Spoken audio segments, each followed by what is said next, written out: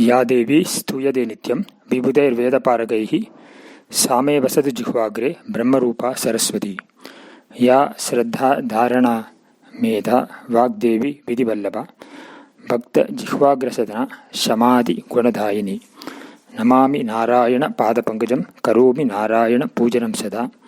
वदामि नारायण नामनिर्मलं स्मरामि नारायण तत्त्वमव्ययम्। अपार करुणा सिन्धुं ज्ञानदं शान्तरूपिणं श्रीचन्द्रशेखरेन्द्रगुरुं नमामि मुदान्वहम्। यस्य प्रसादात् अहमेव विष्णुः मय्येव सर्वं परिकल्पितं च इत्थं विजानामि सतात्मरूपं तस्याङ्घ्रिपद्मं प्रणतोऽस्मि नित्यं। ध्यानमूलं गुरोर्मूर्तिः पूजामूलं गुरोः पदं मन्त्रमूलं गुरोर्वाक्यं मोक्षमूलं गुरोः कृपा।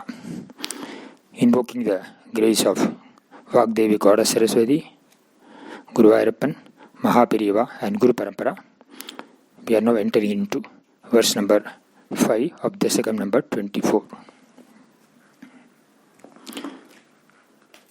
Surarinam hasya tabacharana dasyam nijasute sadrishtva dushtatma gurubihi asisikshchiramamam guru proktam chasau idam abhadraya dridhamiti apakurvan sarvam tava charana bhaktaiva vavridhe.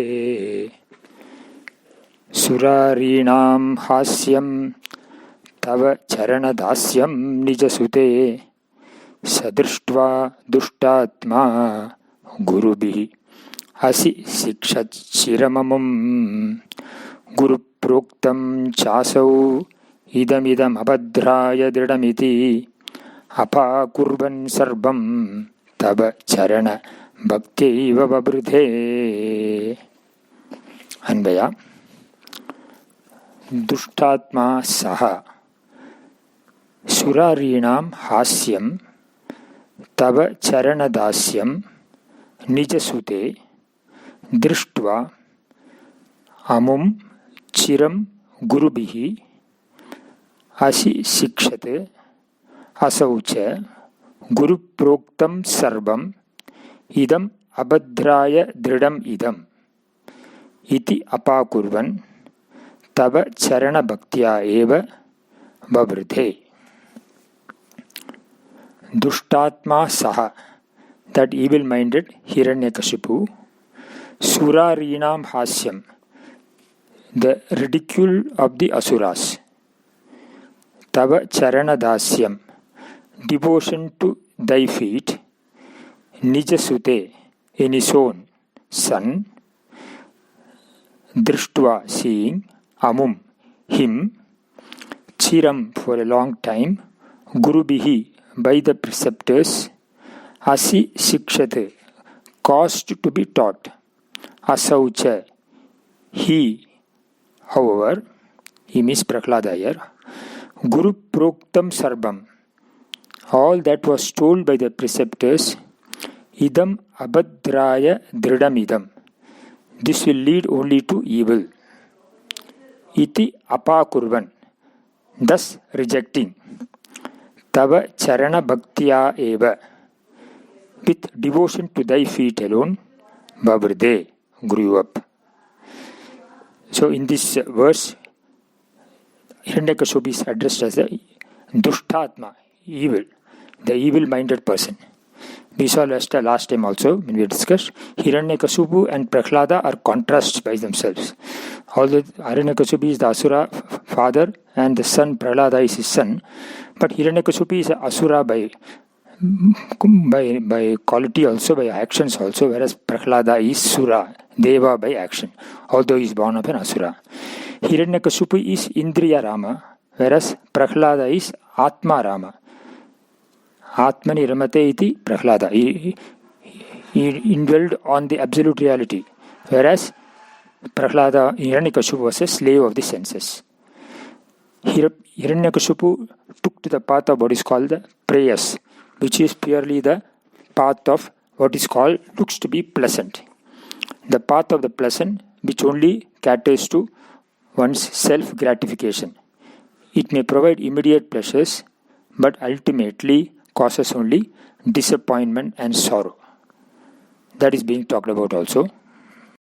In striking contrast, Prahlada took the path of the good, which all may be detested in the beginning, but later on always leads to greater happiness and sense of fulfillment. That is why he was attached to the Lord all throughout. So therefore, here Hiranyakashipu is told that he was addressed as a Dushtatma. He thought that by Prahlada being devoted to the Lord, he is actually ridiculing the Asuras. And therefore, he made his preceptors, Shukracharya's son, are the two preceptors, that is Shanda and Amarka. He told them to teach Prahlada in a way in which that Prahlada dislikes Vishnu and appreciates his father, accepts his father's thinkings, thoughts. He wanted his son to chant Hiranyaya Namaha and not Narayanaya Namaha. That is his goal, because he considered Narayana, Bhagavan Vishnu, as his enemy. Because Asuras and Devas are always enemies, and Lord Vishnu always was protector of the Asuras, of the Devas. And therefore he thought that he wanted his son should not glorify the Lord. And we saw also in the previous two sessions, in the chapter 4, where it was talked about the glory of Prahlada, he was called as a Mahabhagavata, and he had almost as 32 qualities were talked about. And such a son, it is not easy to convert him to be a devotee of Hiranyakashipu, which Hiranyakashipu himself knew. Therefore, he told his preceptors that you teach him for a long time. That's why it is mentioned here, long time. And make him understand that Narayana is his enemy. That is his only goal. And the Prahlada is called Mahabhagavata also by Narada himself. And his qualities we saw last time also. So there is a sloka which talks about among the 12 bhaktas, Prahlada comes as the first because of this. Prahlada, Narada, Parasara, Pundarika, Vyasambarika, Shuka Savanaka, Bhishmadalbhyam, Rukmam, Gadharjuna, Vachishta Bibhishanadin, Punyaniman, Parama Bhagavatan Smarami. This is a Pratasmarana sloka which one should chant every day. Amongst 12 or 13 Bhagavatas talked about, Prahlada comes first, thereafter Narada. Although Narada only taught the knowledge and the devotion to Prahlada when he was in the womb of his mother, but still Narada himself called him Mahabhagavata. Therefore, he is called here as the Mahabhagavata also. His name comes first. So such is the glory of his son, which this Dushtatma, Hiranyakashipu, failed to understand. And therefore, Hiranyakashipu, who took to the path of prayers, was totally introverted, and he had only two Purusharthas in mind, namely in terms of Artha and Kama. Basically, wealth and Artha means wealth, and Kama means pleasures. Ruling the world with wealth and pleasures, leading an adharmic life. Whereas the third Purushartha and third and fourth was totally neglected by him, which is Dharma and Moksha. So, when a person leads even Artha Kama in a dharmic way, then that him take you to the path of moksha. But in the case of Hiranyakashipu, that is not possible. He was all along leading that kind of a life, extroverted life. Whereas Prahlada was taking up to the path of what is called Shreyas. So there is a total contrast between the son and the father. That is being highlighted here. And therefore, when these preceptors, Chandamarka, they taught him about only the politics, about the materialistic thing, Prahlada could not accept them, because that leads only to the path of hatred, and it causes more destruction. In the Prahlada, in the womb of his mother himself, was initiated to Narayana's glory. And therefore, it is inconceivable for Prahlada to accept the teachings of preceptors, which are basically asuric, turning the mind away from divinity and more towards the sensual pleasures and unrighteous acts, which culminate in violence and destruction and sorrow only. So, therefore, when he was made to teach through these preceptors, here it's mentioned that Prahlada rejected them totally, because he considered them as abhadraya, means unholy, inauspicious, not for the good of one's own spiritual growth. And therefore, after he not only rejected them, he instead said that I am surrendering to the Lord. His devotion with the Lord grew day by day, it is mentioned. Because he saw the contrast between the teachings of these preceptors and what he has learned from Narada Muni when he was in the womb of his mother. The glory of the Narayana. And therefore it is mentioned here that Prahlada rejected the teachings of his preceptors and then remembered the teachings of Narada Muni and started only worshipping the Lord, and his devotion to the Lord grew day by day. That is being talked about here. And it is this is a very interesting development, revelation, and this being further developed in the next verse. Verse number 6. Adhiteshu sreshtam kimiti pariprishte tatanaye bhavat bhaktim varyam abhigadati paryakuladritihi gurubhyo roshitva sahajamadi rasyethyabhividan badhopayannasmin vyatanuta bhavat padasharane. Anvaya. Adhiteshu shreshtam kim iti pariprishte tanaye bhavat bhaktim varyam abhigadati atha saha paryakuladritihi roshitva asya sahajamatihi. Iyam is understood. Sahajamatihi. Iyam asya sahajamatihi. Iti abhividan bhavat padasharane asmin badhopayan vyatanuta. Meaning, adhiteshu, among what you have learned, shreshtam kim, what is the best, iti pariprishte, when asked thus, tanaye, the son, bhavat bhaktim, devotion to thee, varyam, as the greatest, habhigadati, saying, atha, then, saha, paryakuladritihi, he, Hiranyakashipu, becoming agitated, gurubhyaha roshitva, getting angry with the teachers, iyam asya sahajamatihi, this is his natural inclination, iti abhividan, understanding thus, bhavat padasharane asmin, him who had taken refuge at thy feet, vadhopayan, means of killing, vyatanuta, planned. When the son was asked what was the best out of what he had learned, he answered that devotion to thee, Lord Narayana, alone was the greatest. Then Hiranyakashipu became agitated and was angry with the teachers. But understanding that this was his son's natural inclination, he began to plan ways of killing him who had taken refuge at thy feet. Here the Hiranyakashipu, what he asked and what Prahlada replied, both are pointed out here. This Prahlada's reply in the Bhagavata is contained the 9 well-known modes of worship, Shravanam, Kirtanam, etc., which we will cover in the next session. They are covered in the Bhagavatam, of course, 7th Skanda, chapter 5, verses 23 and 24. We will cover about that in the next session. When Hiranyakashipu asked what was taught to him by the Shukracharya's sons, Shandabarka, he did not communicate what has been taught to them, because he knew that all that was taught was totally abhadra, unholy. Instead, he started talking about how to become a devotee, how to grow in devotion, and how to spiritually advance, and started talking about the various means for devotion. And Hiranyakashipu, of course, got angry with that. At first he thought it was teachers would have taught him wrongly, but he understood that Prahlada has learned this knowledge while in the womb, and therefore he decided that he has to kill his son. We'll continue more in the next session.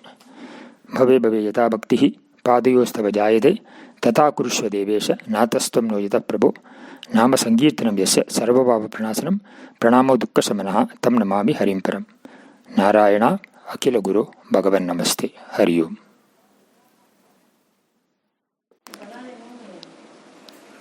या देवी स्तूयते नित्यं विबुधैर्वेदपारगैः सा मे वसतु जिह्वाग्रे ब्रह्मरूपा सरस्वती। या श्रद्धा धारणा मेधा वाग्देवी विधिवल्लभा भक्तजिह्वाग्रसदना समाधिगुणधायिनी। नमामि नारायण पादपङ्कजं करोमि नारायण पूजनं सदा वदामि नारायण नाम निर्मलं स्मरामि नारायण तत्त्वमव्ययम्। यस्य प्रसादात् अहमेव विष्णुः मय्येव सर्वं परिकल्पितं च इत्थं विजानामि सदात्मरूपं तस्याङ्घ्रिपद्मं प्रणतोऽस्मि नित्यम्। ध्यानमूलं गुरोर्मूर्तिः पूजामूलं गुरोः पदं मन्त्रमूलं गुरोर्वाक्यं मोक्षमूलं Gurukripa.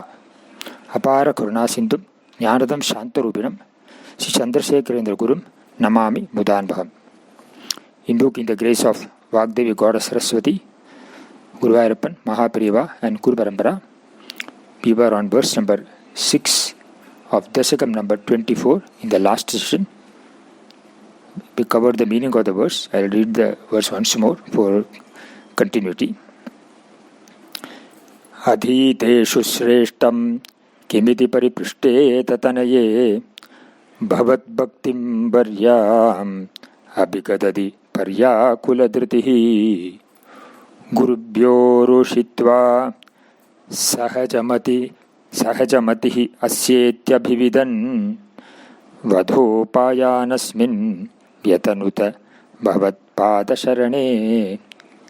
In this verse it was mentioned that the father Hiranyakashipu asked his son Prahlada what is that he had learned from his guru. He was expecting that his son would talk highly about him, about the father. But then Prahlada came with a very instant reply saying that the best out of what he had learned, or the greatest thing that is to be learned, is nothing but that devotion to Lord is the ultimate thing, goal of life. He made it in a very affirmative tone.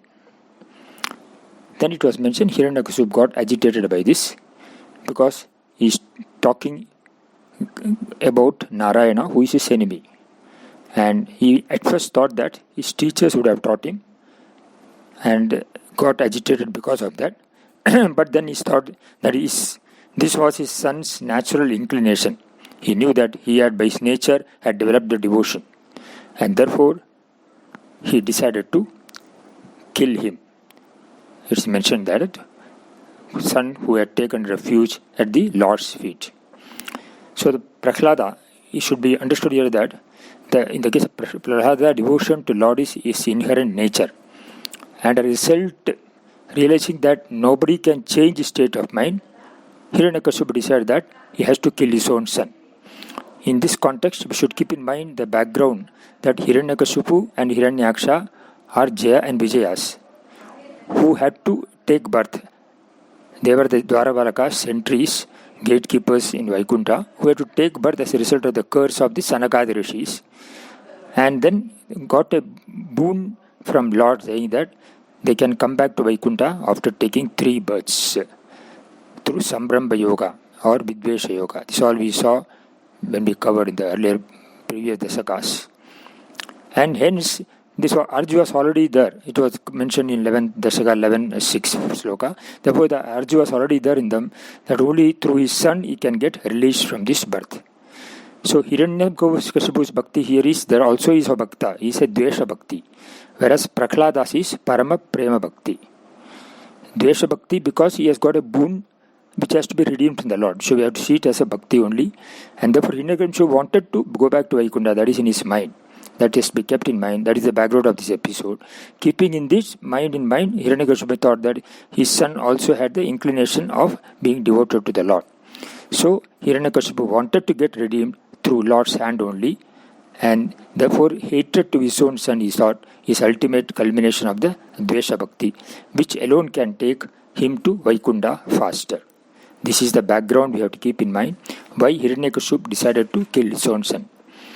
In this we would like to explain now, we would like to cover up what Prahlada's reply one of the covered in the verse covered in the Bhagavata, which is covered in 7th Skanda, chapter number 5, verse number 23 and 24. These are very important verses.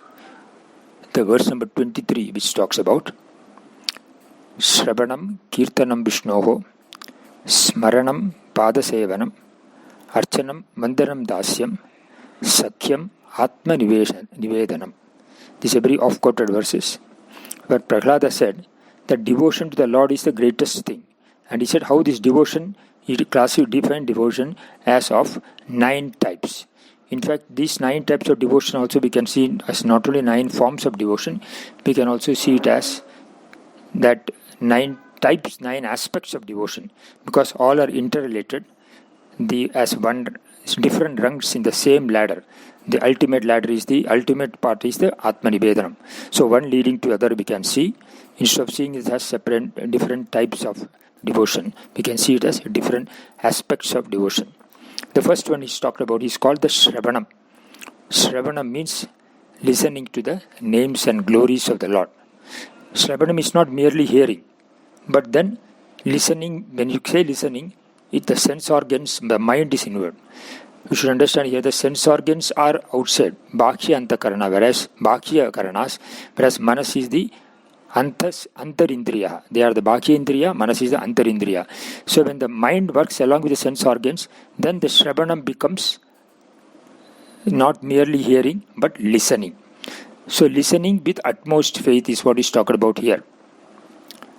To cultivate Shravanam, 3 qualities are required. One must have the yearning to listen. Second is one must listen the total faith. And third, one must put into practice what has been listened to. This is the aspects of the Shravana Bhakti. The example is always given of Parikshit, that is Abhimanyu's son, and who is also the grandson of Pandavas, who listened to Shukacharya and the glories of the Lord, which were portrayed in the Bhagavata Purana. And of course, even Ramayana and other Puranas also, Mahabharata also talks about the glory of the Purana of the Lord. But in the case of Parikshit, he got it from his guru, Shukacharya. Here, we should understand this text like Ramayana and Mahabharata, they vividly portrayed the glory of the Lord. And we also got studies texts like Upanishads and Bhagavad Gita, which also in gaining in the self-knowledge, the Atma Jnanam. All are ultimately covered under the Shravanam aspect only. So whenever we relate to the glories of the Lord through Shravanam, we are connected to the Lord and we gain the Atma Anubhuti. And this is what happened to also Parikshit when he gained this happiness and moksha by listening to the Srimad Bhagavatam as narrated by his Guru Shuka Brahma. Then we go to the second aspect, what is called the Kirtanam. Kirtanam implies singing the glories of the Lord. There is a famous verse in Kali Yuga. It says that in Kali Yuga, Kalau Kalmashachittanam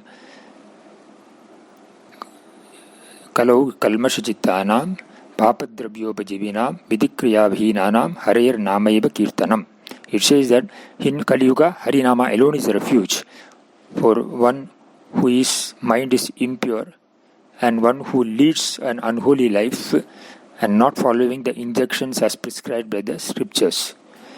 Harinama Kirtanam is the one which can easily wash out one's sins. That's how it's talked about. It brings out proximate to the Lord. That Kirtanam, when we say, it includes also the name of the Lord. Then also the Guna Sankirtanam. It also includes also the Leelas of the Lord. So the various vibhutis of the Lord, they also come as acts of protecting the devotees against the evil tendencies. As an example, Narada Muni is considered as a perfect example for Kirtanam because he always chanted Narayana, and he was the one who transferred the Mrigari, the hunter, to Valmiki by making the sage chant. He was first told him to chant Mara Mara because he was a hunter, and then he chanted it continuously. Mara became Rama. That's how Narada Muni made the hunter to a great sage. And all his life he was singing the name of Lord Narayana only. So he was an classic example of the Kirtanam aspect of the second aspect. Then Shravanam Kirtanam Vishnoho. Then we come to what is called the Smaranam. Smaranam means serving the Lord's feet, which is greater than all forms of this prosperity. Smaranam is constant remembrance of the Lord. We are coming to the third one. Yes, Smaranam means the constant remembrance of the Lord. In fact, in Vedantic study, it is equated to Mananam, which is reflecting the teachings of Guru as unfolded in Upanishads and removal of all doubts. So as one progresses spiritually, one is naturally inclined to remember the Lord at all times. In Smaranam, we remember the Lord. We remember the Lord even at the subconscious level, and then get united with the infinite Lord. For Mumukshu, he gains this Atma Jnanam through Shravanam and Mananam, and by always being yoked to the absolute reality. And in Saguna Upasana, where we do this Smaranam, is doing Nama Japa or meditation on the Lord. This comes under the Smaranam. And a classic example cited is always Bhakta Prahalada, who fits into this category of Smarana Bhakti. Because in fact, Prahalada always not only did Shravanam, he also did Shravanam Kirtanam also, but Smaranam is predominant aspect brought about here. In fact, there is a verse in Padma Purana which talks about the glory of Smaranam. It says that Sarvam Madhurya Sarani Sarvadbhuda Mayanicha Dhyayan Haresh Charitrani Lalitani Vimuchate. A person who is engaged in remembering the Leelas of Lord becomes effortlessly free from all bondages that is being talked about here. And the impact of this mention of in Bhagavad Gita also in chapter 9 and verse 22, Lord says, Ananyas chintayanto mam ye janaha paryupashate tesham nityabhyuktanam yogakshema vahamyam. The Lord says, when one thinks of me and me alone remembers, to him I shall protect him from all his wealth and also give him all prosperity. I give him not only the Artha and Kama, I also give him Moksha. That's what he says. Kshema means here the Moksha. Yoga comes under the Artha and Kama. Both he attains. And Yoga also means Apraptasya Praptihi and Tad Rakshanam Kshema. Another meaning also can be given. Whatever may be, even at the material level or the spiritual level, I give him, I protect him. One who thinks about me. So that Smaranam is very, very important quality. In fact, our ultimate goal in life is to always think of Lord's name in the subconscious mind without effortlessly and with total dedication. So this Smaranam is talked about as the third one. And then we come to the fourth one. Fourth one is Padasevanam. Padasevanam means serving at the feet of the Lord, which implies we seek His shelter and protection at all times. It is a common practice in many temples that we might have noticed that we take a protection of the Lord. One of the priests place the Shadari, or we call it Shadagopam or something like that, on our head, which has the Paduka of the God on it. So by offering our head under the Shadari, we are indirectly worshipping the feet of the Lord. The example of this Mahalakshmi, Mata Mahalakshmi, represents this aspect of the Padasevanam, this bhakti. In fact, we should understand that in Hari, Shri is already included, because Shri Mata is part of the Lord. The Shri, she symbolizes the fact that serving the Lord's feet is greater than all forms of prosperity. Why it is being brought up? Because we always wonder, when Mata Lakshmi herself is all prosperity, why should she serve the feet of the Lord? Because the Lord gives a wealth which is greater than all that. That is, Lord gives Himself to her. In the case of devotees also, when one does Padasevana, when we seek Him, one gets the Lord's grace totally. The significance of Padasevana is a sign of humility.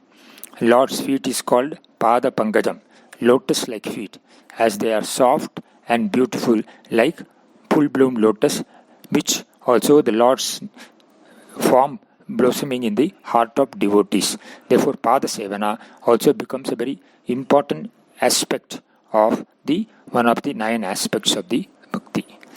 We'll continue more in the next session. Bhave bhave yatha bhaktihi padayostava jayade tatha kurushva devesha natastam no yata prabho nama sankirtanam yasya sarvabhava pranasanam pranamo dukkha samanaha tam namami harim param. Narayana Akila Guru Bhagavan Namaste. Hari Om. Ya Devi Sruyate Nityam Vibhutar Veda Paragaihi Same Vasatu Jihvagre Brahma Rupa Saraswati. Ya Shraddha Dharana Medha Vag Devi Vidivallabha Bhakta Jihvagra Sadhana Samadhi Gunadayini. Namami Narayana Padapankajam Karomi Narayana Pujaram Sada Vadami Narayana Namanirmalam Smarami Narayana Tattvam Abhyayam.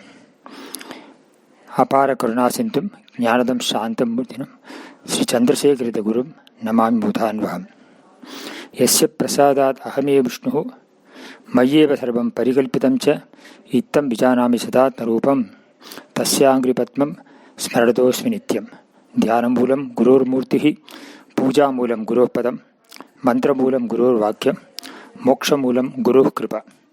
Invoking the grace of Goddess Vagdevi, Goddess Saraswati, Guru Ayappan Mahapiriva and Guru Parampara, we are now continuing our discussion on Bhagavatam, on Narayaneeyam, Dasakam 26, verse 4, elaborating on the concept of bhakti. When Hiranyakashipu asked, what is the greatest that you have learned? He said, that is devotion to the Lord.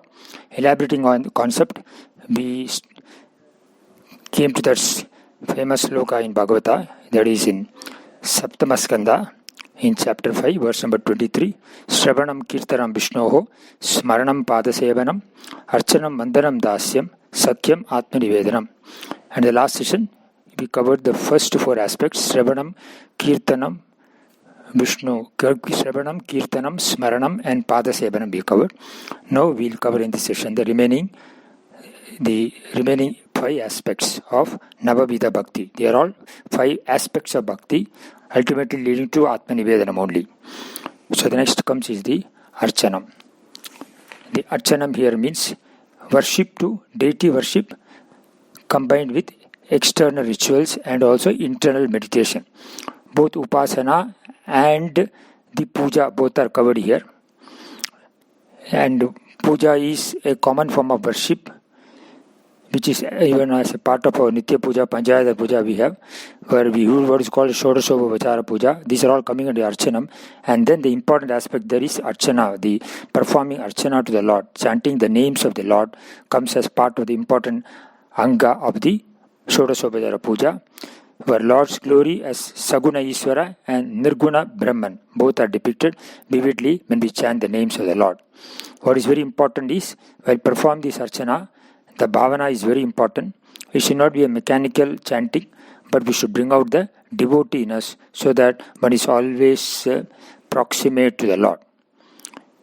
In Bhagavad Gita, the Lord has mentioned, he said specifically about this bhakti aspect of the Archana, said, Patram Pushpam Phalam Toyam Yome Bhaktya Prayachadi Tadaham Bhakti Upahrit Asnami Prayatatmanaha. He says, in the same verse is also repeated in Bhagavatam also, where the Kuchela Upakhyanā, it comes there in Dasamaskanda, chapter 81 or Adhyaya 81, 4th verse, the same verse is repeated. The Lord says, you may offer me patram leaf or flower pushpam, phalam fruit or toyam or water. What you offer is not important. What is important is yome bhaktya prayachadi. You offer me with a total devotion. I take it bhaktya upahritam asnami. Asnami, the word Shankara in Bhagavad Gita said, giving the Bhashya, he said, asnami means grinnami, I receive it. By whom, who is offering? He says, prayadatmanaha. Prayadatmanaha means one whose mind is pure. One whose mind has no kalmasha, free from any kind of impurity. That means a person who is of a right mind, right effort. Such a person, I accept whatever you give, is what the Lord says. And we have seen also in Kujela Bhakya also, we will see, it is mentioned specifically that Kujela had this type of bhakti. Actually, Kujela, Lord gave what is called the Sakya Bhakti, as Lord treated Kujela as friend. But Kujela treated Lord as Bhagavan Ishvara, and therefore with utter humility he offered whatever he had. The Prituka Tandula he brought with him. He was even ashamed to offer this because he said, Lord is so great that I am offering him this flattened rice. But the Lord snatched from him. That's how the verse in Bhagavata goes. So that is a type of worship, the devotion Lord is looking forward in Archana. So Archana is considering, the Archana is also at the three levels, Kaya, Vak, Manaha. At the body level, physically when we are performing, at the mind level, as we said, the mind should be totally involved while performing the Archana. The Bhavana should come. Kaya, Manaha, Vak, chanting the name of the Lord. So all the three aspects, Angas, are covered in the Archana. So Archana is considered to be one of the greatest form of devotion to the Lord, which is a step-by-step evolution in terms of going near the Lord. After the Archanam comes the Vandanam. Vandanam means that offering obeisance to the Lord. When we offer to the Lord the Vandanam, when we prostrate, symbolically we find the two hands are used. And the two hands represent the Ahankara and Mamakara. Both Ahankara and Mamakara are surrendered to the Lord. That is the bhava it comes out when we do Vandanam to the Lord. That we offer both to the Lord. We express our gratitude to God by prostrating to Him in this manner and acknowledge that whatever we have gained, all these things are given to me by God and God alone. And in this type of I forgot to mention about also in the Archana also, the fittest example of a Bhakta is Prithu, who is a classic example of one who heard the Angarchana. Archana means he said, Netra Kamalam Samrapayami. I offer my flowers to the Netra Kamala, means whose eyes is like a lotus. Hridaya Kamalam Aham Samrapayami, the heart, which is like a heart lotus, or Shrotra Kamalam Samarpayami. That means each anga of the Lord is described and as a lotus, eyes, ears, heart. In this form the bhavana is brought about, and Prithu is considered to be a classic example of the Angarchana. And in the aspect of Vandanam, that Akrura represents the aspect of Bhakti, who was devoted to the Lord at all levels. Bhagavad Gita, Bhagavata, Dasamaskanda, 40th chapter, Adhyaya, 30th verse covers that. Namaste Vasudevaya Sarvabhuta Prapanchana. Namaste Vasudevaya Sarvabhuta Kshayaya Cha Hrishikesha Namastubhyam Prapannam Pahimam Prabhu. Is the verse says, O Lord, unto you I offer my obeisance. Please protect me who has surrendered unto you. He is considered to be Sarvabhuta Kshayaya, means one who destroys the samsara, problems of samsara, and gives me moksha. There is a bhava coming there. Unto that Vasudeva, I offer my protection. This Vandanam Bhavam comes asking Lord to protect me. O Prabhu, you protect me. That kind of a bhavana is coming here in the Vandanam. Even Kunti also is considered to be also as coming under the Vandanam aspect, where she prayed to Lord Krishna. We can see in Bhagavatam, Pradhamaskanda, 8th chapter, 8th Adhyaya, 18th verse he says, Namaste Purusha, Tvadhyam Ishwaram Prakrite Paramaha, Alaksham Sarvabhutanam, Antarbahir Ivastitam. I offer my obeisance to you, Lord, who is the ultimate reality, who is the Lord of the universe, and supreme and all-pervading, existing both within, internally and externally. Means the Lord is all-pervading. That aspect is brought about also. So this also becomes the next stage. After performing the Archana, we do the Vandana. In fact, in the Upachara also we do the Namaskara. This Namaskara also part of the Vandana. So Archanam, Vandanam, Dasyam. Dasyam is considered to be the seventh aspect of the verse, where we consider Lord as we consider ourselves as servant of the Lord. The word Swami is used as Swam Ami, means one who is the Lord of everyone. Therefore, we are a servant of the Lord. Dasya Bhakti is brought about, which is called Dasoham. in the Dasya Bhakti also, what happens is, my ahankara gets dissolved and I do not take any credit for my good actions.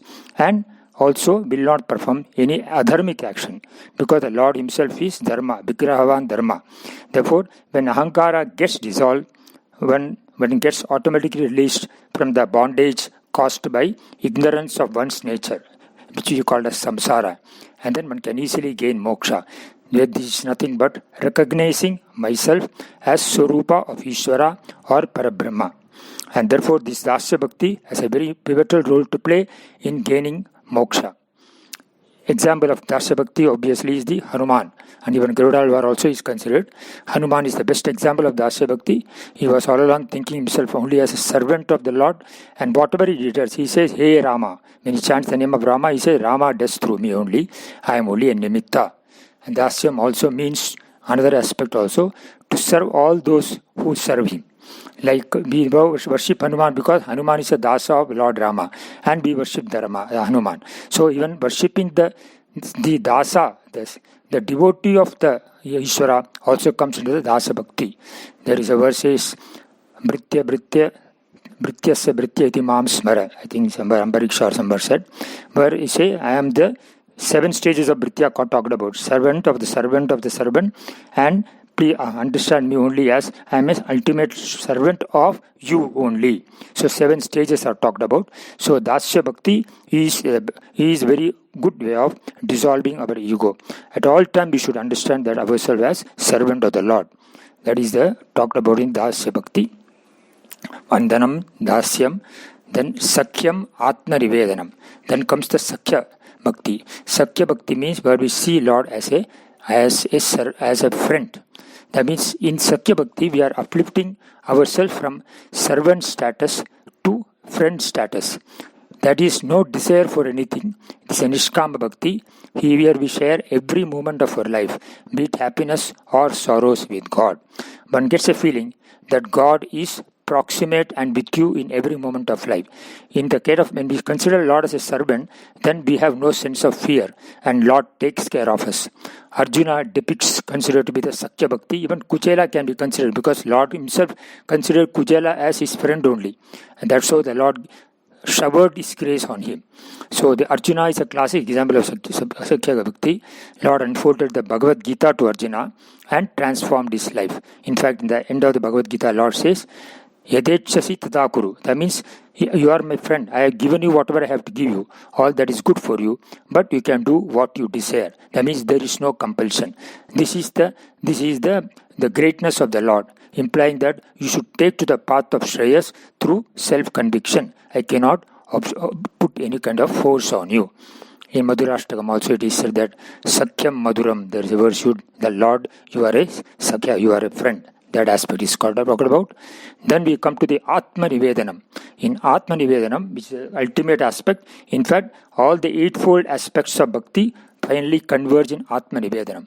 Where what we say is that we offer ourselves to the Lord, implying that I do not have any independent existence apart from the Lord. This is a very important thing. From Dasoham, here we come to Soham. All the karmas get sublimated in this ultimate aspect of Bhakti, where we understand Lord is nothing but the Parabrahman, the absolute reality. And therefore in Bhagavad Gita also the Lord says in the 18th chapter, Sarva Dharman Parityajya Mamekam Saranam Braja Aham Tva Sarva Babebhyo Mokshayisya Mimasuchaha. When Lord says that when your mind is purified, when you have attained that Nishkama status, that your Bhakti is not asking for any return but only Lord, at that stage no karma will bind you. Therefore that's why Lord says Sarva Dharman Parityajya, because you have come to the stage of knowing me as not separate from you. Therefore when you have that kind of a devotion where I seek you as the Parabrahman one, and I am not separate from you, that kind of Atma Nivedanam is there, then Mamekam Saranam Braja, you are thinking of me alone, I release you from all the sins. Means in the wake of the knowledge, you are freed from all kind of karmas and you gain mukti, moksha ishyami. Ma suchaha, you do not grieve. That sloka is very effective. Even in our daily puja, we talk about that. Deho jivale proktaha jivo deva sanatanaha Tajed Ajnana Nirmalyam Soham Bhavena Pujayet. In fact, that verse we always chant in our daily puja, where we say that, "O Lord, I understand Deho Jivare Prokta, this Sharira is nothing but the alaya of the Ishvara. Jivo Deva Sanatana, in this what is residing is nothing but Nirguna Brahman, or even the Ishvara in a Saguna form. Jivo Deva Sanatana, who is Sanatana, means it is existing, yes, he is time immemorial, means that Sanatana, very old. Tyajet Ajnana Nirmalyam, I remove the Nirmalyam, the ignorance is nothing but Nirmalyam. When I remove that Nirmalyam of ignorance, then what happens? Soham Bhavena Pujayet. I see myself as not separate from you. Saha Aham, Aham Saha. I am he is me. That Bhava, but there is no separation at all. Again, the ultimate purpose of puja is to take us to the state of Atma Nivedanam. In the Atma Nivedanam, the examples are given of us. Mahabali, who is considered the perfect example of Atma Nivedanam, or complete self-surrender to the Lord. In Canto 8, Bali told Vishnu, I offer to you, O Lord, all my wealth and possession as well as myself. I take refuge in you. Protect me, O Lord. He attained the Lord through such selfless devotion and surrender to the Lord. This feeling of oneness with the Lord and all his divine beings is achieved fully only in Atma Nivedanam. The Atma Nivedanam also in the Shravana Manana Nitidhyasana, the Nitidhyasana aspect comes in the Atma Nivedanam, where I see myself not separate from the Lord. That is the ultimate truth. That is the ultimate moksha. In this way, the ninefold aspects of devotion was covered by Prahlada. We will move further on in the next session. Bhave bhave yatha bhaktihi padayostava jayate tata kurushva devesha natastam noyata prabhu nama sankirtanam yasya sarva bhava pranasanam pranamo dukkha samanaha tam namami harim param. Narayana akila guru bhagavan namaste. Hari Om. Ya Devi stuyate nityam vibudair veda paragaihi सामय वसति जिह्वाग्रे ब्रह्मरूपा सरस्वती या श्रद्धा धारणा मेधा भाग्देवी विधिवल्लभा भक्त जिह्वाग्रसदना समाधि गुणसायिनी नमामि नारायण पादपङ्कजं करोमि नारायण पूजनं सदा वदामि नारायण नाम निर्मलं स्मरामि नारायण तत्त्वमव्ययम् यस्य प्रसादात् अहमेव विष्णुः मय्येव सर्वं परिकल्पितं च इत्थं विजानामि सदात्मरूपं तस्याङ्घ्रिपद्मं प्रणतोऽस्मि नित्यम्. अपार करुणासिन्धुं ज्ञानदं शान्तरूपिणं श्री चन्द्रशेखरेन्द्रगुरुं नमामि भूतान्भवम्. ध्यानमूलं गुरोर्मूर्तिः पूजामूलं गुरोः पदं मन्त्रमूलं गुरोर्वाक्यं मोक्षमूलं गुरोः कृपा. Invoking the grace of Vagdevi Goddess Saraswati, Guru Ayappan, Mahaperiva and Guru Parampara, we are continuing our discussion on verse number 6 of Dasakam 24, linked to Bhagavata sloka also in Saptama Skanda, 7th Skanda, chapter 5, verse number 23, which said about the Navavida Bhakti, which said, Sravanam Kirtanam Vishnoho, Smaranam Padasevanam, Archanam Bandhanam Dasyam, Sakyam Atma Nivedanam. This ninefold bhakti we covered last time in detail. And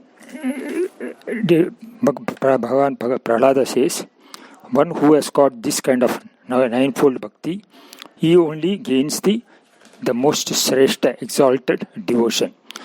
Bhattatripad has mentioned in the Narayaneeyam that Hiranyakashipu asked, which is that knowledge, which is the Adisesu Shreshtam, amongst the learned, what is the most excellent knowledge or exalted knowledge.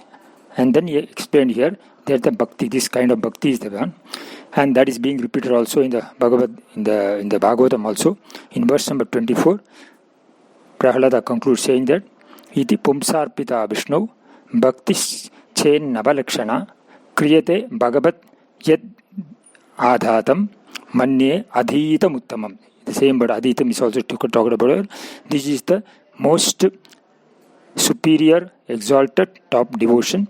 This is the most exalted, superior knowledge, where one gains this through this ninefold bhakti, one gains the Atma Jnanam. That's how it is being talked about also the Prahlada by explaining this ninefold bhakti, which finally leads to Atma Nivedanam. Here in this context, I would like to quote what is stated in the Bilva Ashtotra Sada Stotra, where it is said, Koti Janma Kritam Pabam Archanena Vinashyati, Sapta Janma Kritam Pabam Kirtanena Vinashyati, Janmantara Kritam Pabam Shrabanena Vinashyati, Diva Ratri Kritam Pabam Darshanena Vinashyati, Kshane Kshane Kritam Pabam Smaranena Vinashyati. Archana, Kirtana, Shravana, Darsana and Smarana which talked about. And it says, by performing the Archana, because these are all covered in Narayaneeyam Bhakti, so I thought it's relevant to quote. By doing Archana, the Pabam which is incurred in Koti Janma, means crores of Janma, they are destroyed. By doing the Kirtana, the glorious Sankirtanam of the Lord, Pabam done in the 7 Janma, Sapta Janma is talked about, are destroyed. And whatever is done in this Janma, Janmantara Kritam Pabam, is also destroyed by Shravana only, by mere Shravana of the Bhagavan's Vibhuti and glory. And Darshanena, Divaratri Kritam Pabam, Darshanena Vinashyati. What by having a darshan of the Lord, darshan also we could interpret as Atmani Vedanam also here, by having the vision of the Lord, Diva Ratri, whatever problem done during the day and night also get destroyed. And then it says, Kshane Kshane Kritam Pabam Smaranena Vinashyati. By remembering the Lord, whatever pabam we do every kshana, they get destroyed. What is implied here is that when we remember the Lord at all times, then there is no papa at all. Thus the glory of this Navabhita Bhakti also is talked about in these verses also. With this, further Prahlada continues in verse number 3, 30th, which talks about, she says that people who are materialistic and do not remember the Lord, they go to hell only. Their mind is not under their control and they become slave of the senses. The verses he says, uses the words as Charchida Charvita Charchanam. He says this word. Matirna Krishna Bharat Parata Swatova Mito Abhipadyeda Griha Vratanam Adhanta Gobir Vishatam Mishram Punaha Punaha Charvita Charvanam. That means Charvita Charvanam means one choose what is already choose. Means their mind is not under control, therefore they become the slave of the senses and they have nothing but they are bound by samsara. They take janma, punarapi jananam, punarapi maranam. That's what is meant here as sarvita charanam. The same cycle gets repeated. They are not able to come out of the samsara chakra. And in verse number 31, Prahlada says, because these are all verses to be remembered, such persons who are extroverted, they are called as durashaya, having wrong thinking, wrong desires, which form the basis of their life, and thinking that these desires they can get happiness through these desires, only through these materialist objects.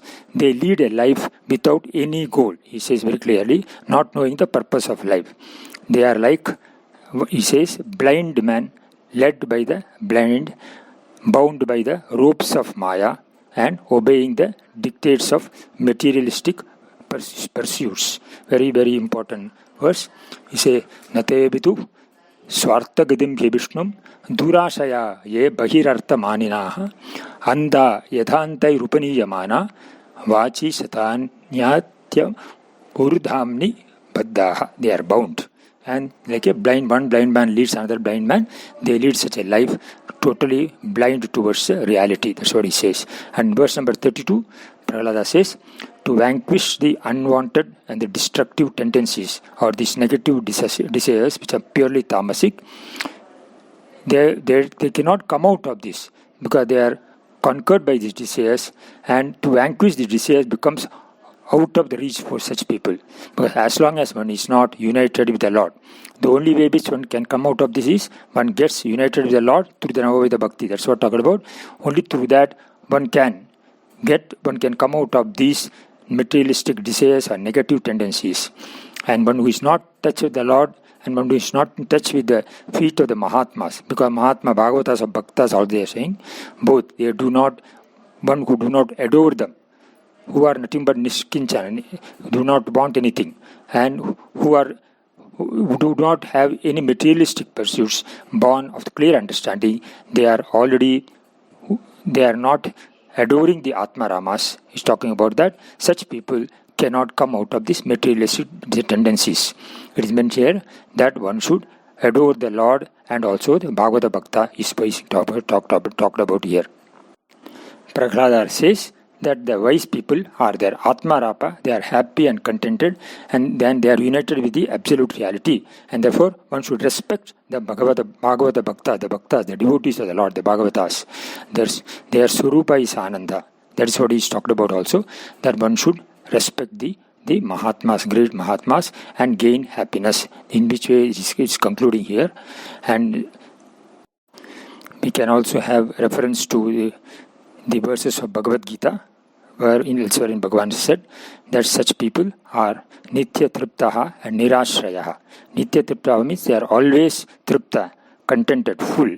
They are always happy because they are Nirashrayaha. Nirashrayaha means, Ashraya means they do not depend on things outside for happiness, because they understand that the Atma Swarupa, the Atma is always full, and therefore there is no need for going out, and say they are always happy. And Prahlada says, because he is making reference to his father, that why I say this is the most superior form of knowledge one gained, because of this, that it gives happiness which is always permanent and which does not require any external support. So to prove that point, Prahlada quoted all these in these verses, and there is also a reference we can have in this also in Bhagavad Gita, chapter number 2, verse number 44, the Sankhya Yoga, where he says, Bhogaishwarya prasaktana taya apahrita chetasam vyavasayatmika buddhihi samadhau na vidiyate.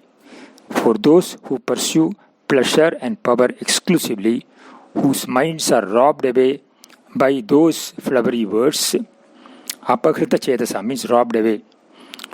Such people will not have vyavasayatmika buddhi, means nischaya buddhi is not there. Well, ascertained knowledge, understanding is not there about what is the ultimate good in life and how one can gain permanent happiness. That kind of understanding, vyavasayatmika buddhi, not there, and this does not take place in the mind. Samadhav means in the mind. Samadhav na vidiyate. In the mind, it does not take place. Here, the Krishna said that who are committed to Bhoga and Aishwarya and whose minds are robbed away by these words, do not have clear minds with reference to what is to be accomplished in life. And where is it that such clarity does not take place? Shankaracharya House clearly says the word samadhi here means samadhiyate asminiti. That in his commentary he says that everything in the world reaches your mind alone. So in this place alone, all the sense objects, all the experiences, the entire world that is in front of you are experienced by you. The eyes may be open and seeing, but what they see has to reach the mind before any seeing actually takes place. So here samadhau here must be understood as means in the mind, antakarane or buddhau. And what is it that does not take place in the minds of these people? The eka buddhi. Vyavasayatmika buddhi means eka buddhi. Vyavasayatmika buddhi asmin samadhav na vidiyate means eka buddhi. One understanding, clear understanding does not there. The buddhi is not wandering. Buddhi has not any wanting in this mind, and it is totally focused on the absolute reality. So such a buddhi does not take place in the minds of those who are going after pleasures and power. That's what this verse also Bhagavan talks about in 244. The same thing Prahlada also has emphasized this in his in this glorious verse starting from the chapter 5, starting from 23 to concluding with 32, which one should always remember in the mind. Here I would like to also quote the Mahaparival's Mahavakyam, which I will say in Tamil. He says, Nirandaramana Sukam என்பது உலகத்தின் காரணமான ஒன்றை பரம்பொருளை அறிவதுதான். The permanent happiness is only by knowing that absolute reality which is the cause of the entire jagat. ஒருவர் மட்டும் கூடியிருந்தால் துன்பம் ஏதும் இல்லை. In one there is no kind of unhappiness. ஒன்றிருக்க ஒன்று வந்தால் ஏதும் அமைதி இல்லை. If one goes after the mithya, the things one after the another, then there is no happiness at all. Peace is happiness, but pleasures are not happiness. பொருளால் வருவது அமைதி. பொருளால் வராத அமைதி means through external things, sense objects, one does not gain peace. Porulal varuvad miga kurainda paksham inbam. That means what you gain through the porul, the external objects, maximum what you get is only sensual pleasures, but not happiness. Happiness does not come through sense objects. That's what Mahaparival tries to make it also in his Mahavakyam.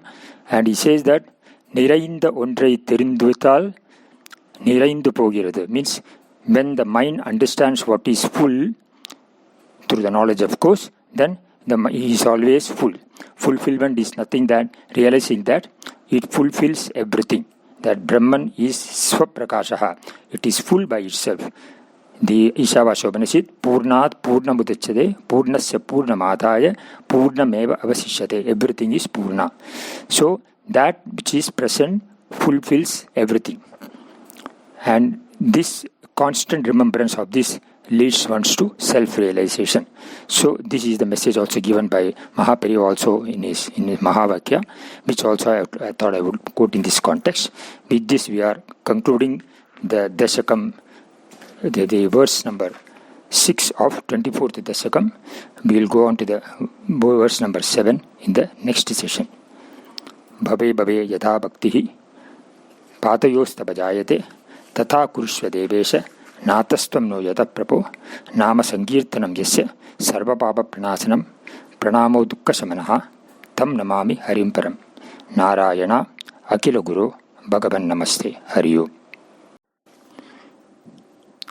Ya devi stuyade nityam vibhudhair vedaparagaihi same bhasati jihvagre brahmarupa saraswati.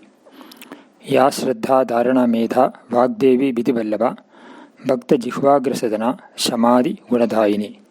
Namami Narayana Padapangajam Karumi Narayana Pujanam Sada Vadami Narayana Namadharmalam Smarami Narayana Tattvam Yasya Prasadat Ahame Vishnuhu Mayeva Sarvam Parikalpitam Cha Ittam Vijanami Sadatma Rupam Tasyangri Padmam Pranatosmi Nityam. Apara Karuna Sindhum Jnanatam Shantarubinam Sri Chandrasekharendra Gurum Namami Mudhanvaham.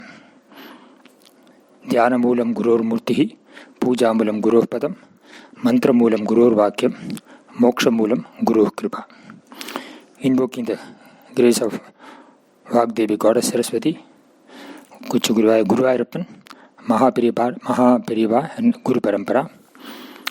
We are now entering into verse number 7 of Dasakam 24. Prior to that, I would like to briefly touch upon also coinciding the Sri Ramanam Utsava about this Navavida Bhakti, how it is being addressed also in Sri Ramayana. In the Shravanam aspect is covered when Lord Rama himself hears from his own sons Lava and Kusha the glory of Ramayana, the Vibhuti of the Lord. And Kirtanam is done by his own sons, so that indicates how supreme and divine it is. Smaranam is all along there. Sita Devi all along had the smarana of Lord Rama, our Lakshmana had, our Anjaneya had, and so the smarana aspect also is covered about here. And Pada Sevanam is, Bharadalva indicates the Pada Sevanam. He did the Pada Puja, Archanam, Pada Sevanam, Archanam, all this comes as part, as vividly portrayed by Bharata when he did, although Bharata wanted Rama to take the kingdom, Rama declined. Then Bharata said, I will take at least your pada and do the puja, and through your paduka only I will rule the kingdom. That shows his absolute devotion. So the Vandanam, Pada Sevanam, Archanam, all these are covered by the devotion of Bharata. And then comes the Dasya. The Dasya Bhava we are seen in the Hanuman also. We have already covered it earlier. And Sakya Bhava is covered by the Sugriva. The Sugriva demonstrates amply the Sakya Bhava. Sakya means, we have explained earlier also, Saka Samanaha Khyata iti Saka. Sakya and Sakya Bhavaha Yasa iti Saka. That is the definition. And Sugriva considered Rama as on his equal status with him, because Rama also had left his kingdom and came to the forest, and he also had his wife abducted by Ravana. Similarly, Sugriva also had lost his kingdom, and his wife Ruma was taken by Vali. So it was on an equal planing. So Rama took as if those Sharanagata to Sugriva, and Sugriva thought that it is his duty to take care of Rama. So the Sakya Bhava, Samana Bhava is coming there, and in this Samana Bhava, all the aspects also are coming in terms of Sukha Dukkha, in terms of the sufferings of Rama. Also, Sugriva took upon the responsibility, how he protected them. In terms of the faith, how he reposed the faith, he obeyed the instructions of the Lord, and he said that I will take care of you. In fact, even when Vibhishana came to Rama for Saranagri, Sugriva didn't want to accept from the angle of seeing that Vibhishana probably may be harming. Not that he had hatred towards Vibhishana. That shows only his love for Lord Rama. And the Sauharda Bhava also is coming in the Sakha, in terms of how the think. Sauharda means thinking good of others. Sugriva always thought good of Lord Rama only, and he wanted to always see that Lord Rama is protected. And Mana Apamana Adi, whatever Apamana caused to Rama, also he took it as his own thing. And that was the Bhava which also came. So the Sukha Dukkha, Vishwasa, Sauhardam, Apamana, and also even the Apat also. In Apat Sakha also. That means the Sakha is one who protects the other person when he is in need. And we saw also amply how Sugriva demonstrated that also in Ramayana. All this came in the Sugriva, the Sakha Bhava of Sugriva. That was demonstrated here. So Sakha. Then we saw that Dasya, and also we saw, and then finally the Atma Nivedanam. Atma Nivedanam is in fact is the theme of Ramayana. The Saranagati Shastra is demonstrated there. In the Balakanda, the Devas, they had the Saranagati to Lord, so the Lord be born so that he could destroy it, it could kill Ravana and protect the rishis. And in the Ayodhya Kanda also, the Saranagati Baba we saw in terms of how Bharata surrendered to the Lord and he prostrated to the Lord and offered himself. And we also saw it also in the Kishkinda, in the Aranya Kanda, how Lord Rama had so many rishis, they did the Atma Nivedanam to him. And there we also saw the Jadayu. We can see that Jadayu did the Saranagati. That is considered to be the highest Saranagati. Jadayu Saranagati also is brought out in the Aranyakanda of the Ramayana. And Sabari also had the Saranagati because she got the Jadayu and Saranagati. Jadayu and Sabari both got moksha, and this is demonstrated there. And then we came out also in the Yuddha Kanda, in the Kishkinda Kanda, also Sugriva also indirectly surrendered himself to the Lord. And in the Yuddha Kanda we saw the Vibhishana, who is the highest form of Atma Nivedanam. And the Lord says that Sakriteva Prapannaya Tavasmiti na. When Vibhishana left Lanka and surrendered, came to Lord Rama's shelter, Sugriva didn't want to accept him. All others also said, we have to accept only with reservation. But Lord Rama said, he has surrendered me. Even a Bhakta, my devout Bhakta, even when he surrenders Sakrideva, even once to me, and comes to me that you protect me, I say, Abhayam Sarvabhutebhyaha, I protect him. It is my vrata. In fact, I take this as vrata. And therefore he said to Sugriva that Anayainam, you bring him. Whether even if he is Ravana, Bibhishnova, Yediva, Ravana Swayam. Even if he is Ravana, I will protect him.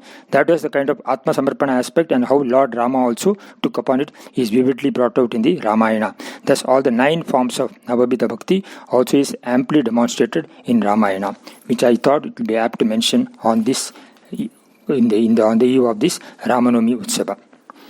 We will now proceed to verse number 7 of 24. Dasakam. Sashulairaviddaha subahu matito diggajaganaihi mahasarpai drashtopi anasana garahara vidutaha girindra vakshiptopi ahaha paramatmannai vibho tvayi nyastatmatvad kimapina Nipidama bhajata Sashulairaviddaha Subahu matito diggajaganaihi mahasarpai dashtopi anasana garahara vidutaha girindra vakshiptopi ahaha paramatmannai vibho tvayi nyastatmatvad kimapina nipidama bhajata. Ayi vibho Paramatman Saha Subahu Shulaihi Aviddaha Api. दिग्गजगणैः मतितः महासर्पैः दष्टः अनशनगराहर विदुतः गिरीन्द्रावक्षिप्तः त्वयि न्यस्तात्मवात् निपीडां किमपि न अभजत अहः. अयि विभो परमात्मन्, O all-pervading Supreme Being. Saha means Prahlada. Subahu means many times. Shulaihi abiddaha api, though pierced by tridents. Diggaja ganaihi matita, and trampled upon by the herds of elephants. Mahasarpaihi dashtaha, bitten by huge snakes. Anashana garahara vidutaha. Anashana means not having food. Tormented by starvation and poisoned food. Anashana means without food. Garahara means poisoned food. Ahara means poison. Ahara means garahara. Poisoned food. Vituta means tormented. So tormented by anashana garahara.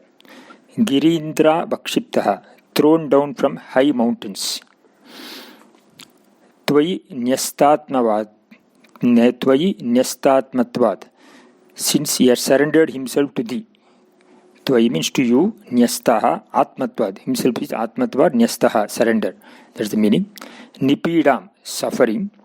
Kimapi na abhajata, did not feel at all. Ahaha, what a wonder.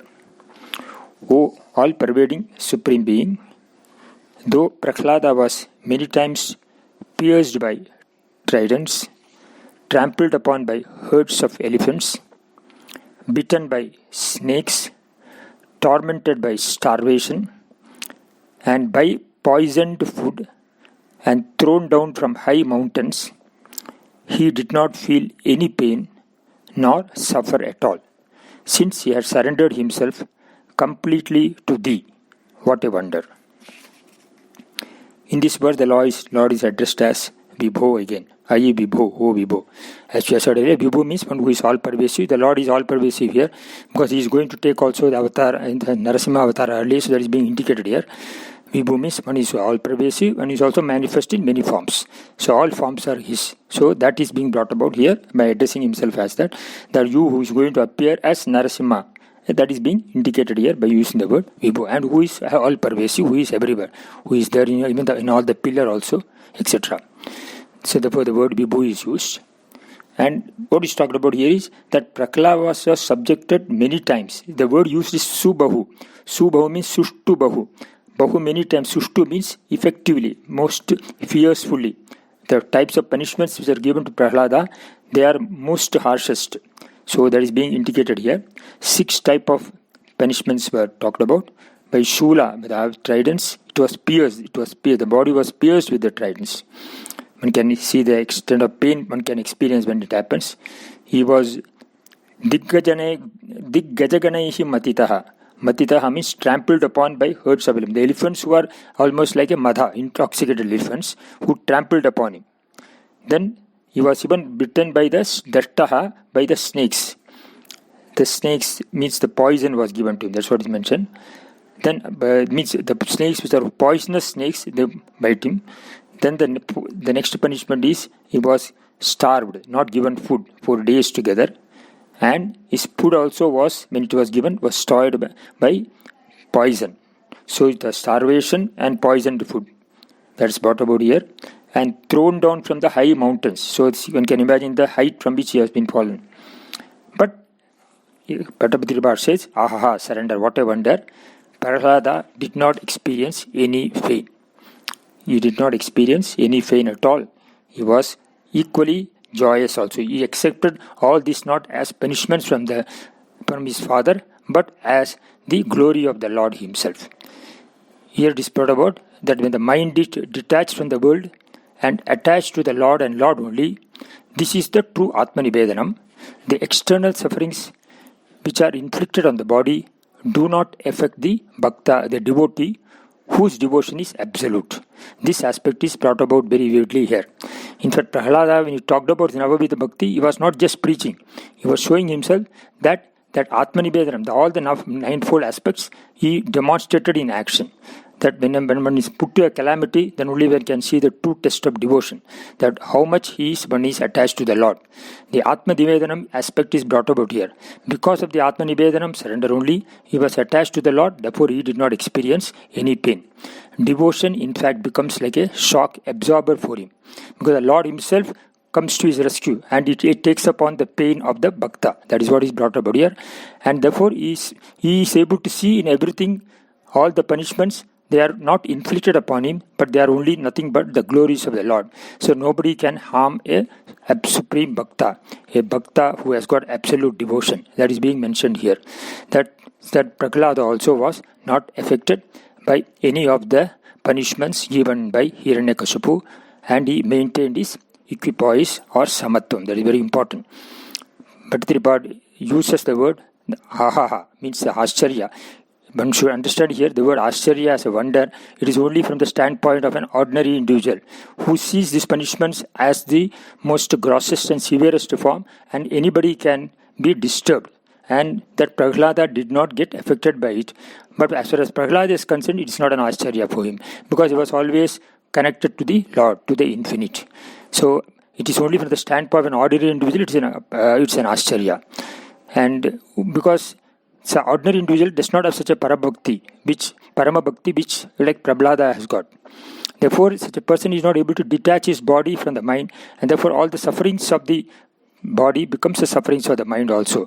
And therefore, it is an ascharya that Prahlada did not experience the pain. Means it is said that normally anybody would have experienced the pain and would have his mind disturbed, but Prahlada was not disturbed. He was maintaining his samatva, and he was very joyous, and that aspect is brought about. Therefore, the Hiranyakashipu, that it is mentioned here in the Bhagavata, when Prahlada brought out the glory of Narayana, Hiranyakashipu was blind with anger and did not know what to do, and therefore the Prahlada who was lying on his lap, he threw him from his lap on the floor, and he told that this son is not my son, he is my enemy, and therefore he subjected him to all the sorts of punishments, severest punishment, because normally an ordinary father would not do to his son like that. So the utmost Dvaisva Bhava is brought out here, and how Prahlada reacted without any kind of disturbance also brought out effectively. The Atma Nivedanam is brought out vividly in this verse. We'll go on to the next verse in the next session.